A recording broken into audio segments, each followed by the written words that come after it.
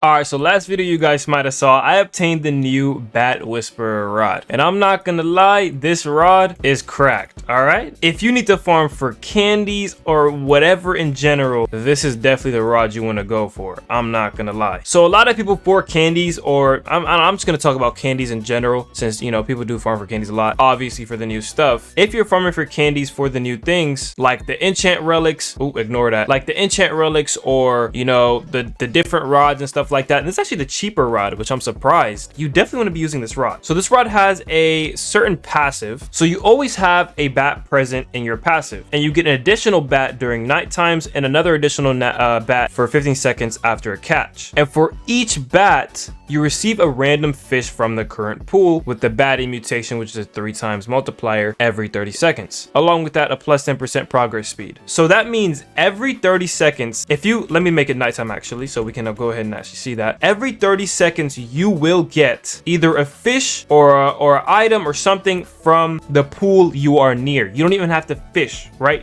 You don't even have to fish. You can just stand here and get crates like crazy.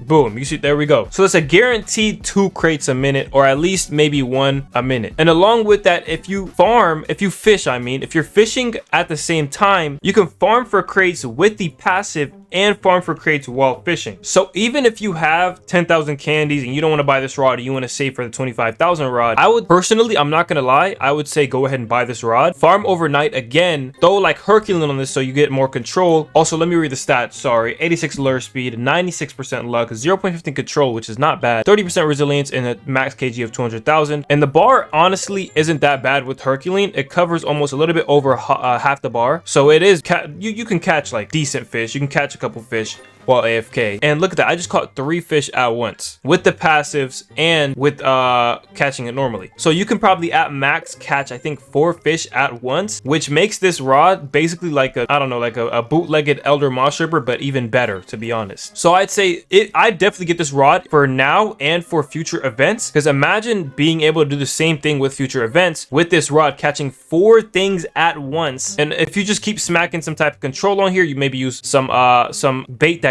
gives you resistance. I got 30 resistance on this, so you use bait that gives you 30 resistance. It's gonna make catching these fish and getting through these candies a lot better, not gonna lie. So obviously there are a whole lot of other methods that you could throw in between this, and actually you can go trick-or-treating while using the passive for this rod. Where's my candy bucket? Here it is. So while you're using the passive for the Whisperer Bat rod or whatever, you can go trick-or-treating in between, and I don't think you can go for goblins and still get the passive, but see, you can get the passive. You can also rotate between goblins, trick-or-treating, and just sitting over there and getting the passive, or fishing to get the most candies possible in like, I guess, an hour time frame. So obviously you could throw in the goblin method while doing this, but you wouldn't get the passive while, because you'd have to be right here. So what you could honestly do to get the most candies is, since you obviously can't knock on multiple doors at once, you could just stand at a door, auto click, get the candies from the house every 10 minutes, because it is a 10-minute cooldown, and get the passive from the Whisper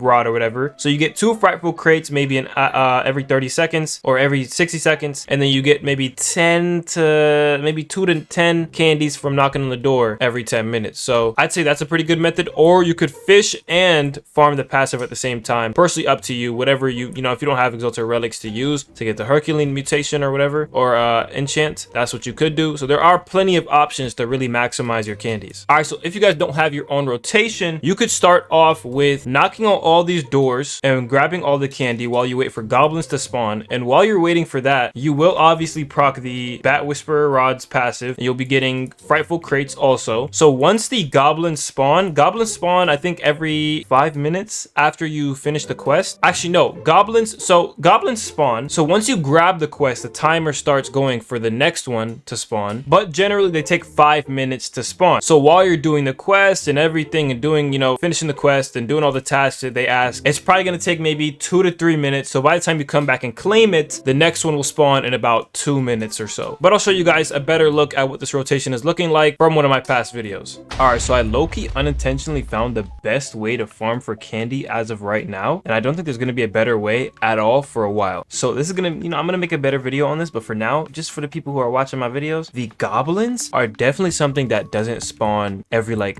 it doesn't spawn rarely. It spawns very frequently, only if you keep doing it. So I'm going to show you guys, we kept doing the goblins, and every single time we finished it, it would start another quest almost immediately, or at least like 30 seconds later, or maybe like a minute later. So if you keep doing these over and over, and then you put the witch's ingredients into the cauldron, you'll get like 100, 200, maybe even more from the witch, candy from the witch. And that's obviously better than fishing, better than knocking on these doors, because you only get like at max 20, sometimes like 5, 7, and from her you get like way more. So definitely you want to do that, and at the same time you can progress your witch quest. So I would definitely follow this if I were you. I think the goblins might just be the best one. You get like 20, 30. Oh yeah, you do. Low-key, if you do them fast enough when they spawn, for some reason they just keep spawning over and over and over. So yeah, I noticed. Once you miss one of them, they just don't spawn again. Like they stop. yeah, Moosewood. I got one at Forsaken Shores.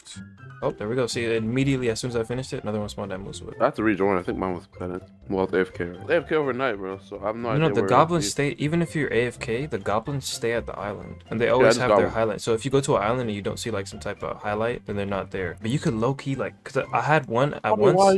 I had 3 at Musgrove when I went over there, and I was AFK. I came back. Oh my god, this might actually be the method, bro. Holy. He left though. You think everything got rid of them? Yeah, I just finished this one. Let me see how long it takes for the next one to spawn. Oh my god, yeah, this is low-key the method, bro. Hold on, wait, where is immediately after I finish this one at Forsaken, like 30 seconds later, another one spawns at Forsaken. Yeah, this is nice. This is nice. Give me that, son.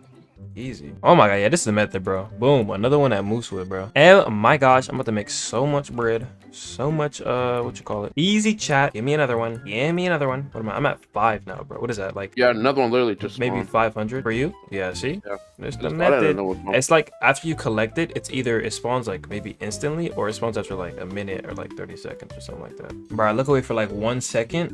1, 2, 3 just spawned. 4, I think, just spawned. I don't know. I got one at Musgrove. I think, is there one at Moosewood still or no? Or was that old? I think that was old. So there's one at Forsaken Shores and one at Musgrove Swamp. So I'm gonna go look at both of these and go claim them. So this is definitely the method. As long as you don't ignore most of them, as long as you do one once you enter the server, I guess, it'll keep spawning and spawning and spawning. And if you keep doing at least one every couple of minutes, it'll keep spawning and keep giving you more goblins to do. All right, honestly, it depends on the quest that they give you, but I'm not gonna lie, you can make a lot of these in a short amount of, like, a short time frame. I already have 6 and it hasn't even been like 10 minutes, bro. And then we got another one at Forsaken Shores, so we're gonna go claim that one too. So we got another one right here at Forsaken, bro. This is cracked, bro. I don't know how I didn't realize this before. Okay, like obviously, like if you get someone like walking studs or like jumping 50 times, it's gonna be a little bit tedious, but all of them are pretty simple. None of them take like crazy time, like unless it's the drowning one. But these are so easy and they spawn so frequently and you get so much from them. I don't know how I didn't realize. Like it snapped to my mind literally just now. But like we have 7, so let's go back here.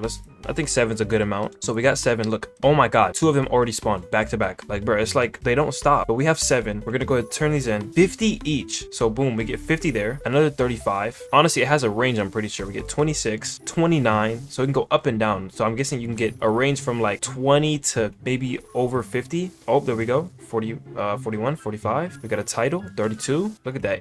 That's like an easy, what, 300 right there in like 10 minutes, versus if you were to go like fishing for candy over here, you'd only get like maybe 100, 200 in like 30 minutes, because you gotta wait 10 minutes. So I would say, since it does have a cooldown, I would go for these, and then after you go for these, since they have a 10-minute cooldown, just go for the goblins, so you can go back and forth, back and forth, back and forth. If the goblins don't spawn, then you go for this, and if this doesn't, if this is still on cooldown, then you just go for the goblins. So obviously a back and forth action, so you can make as much candy as you can, so you can grind for whatever rod you need and then get this over with. I'm not gonna lie, because the grind is crazy. So it all depends on how frequently the goblins spawn for you, but usually they should spawn pretty frequently. And sometimes if you're lucky, not really lucky, but sometimes they'll spawn in the middle of you trying to finish a goblin quest, or as soon as you finish one, there'll be like double, triple that'll spawn, so then you have even more to go for. So you can make literally an unlimited amount of candies with this, and it's probably going to be the best method. You could probably make like thousands of candies an hour and definitely get closer to getting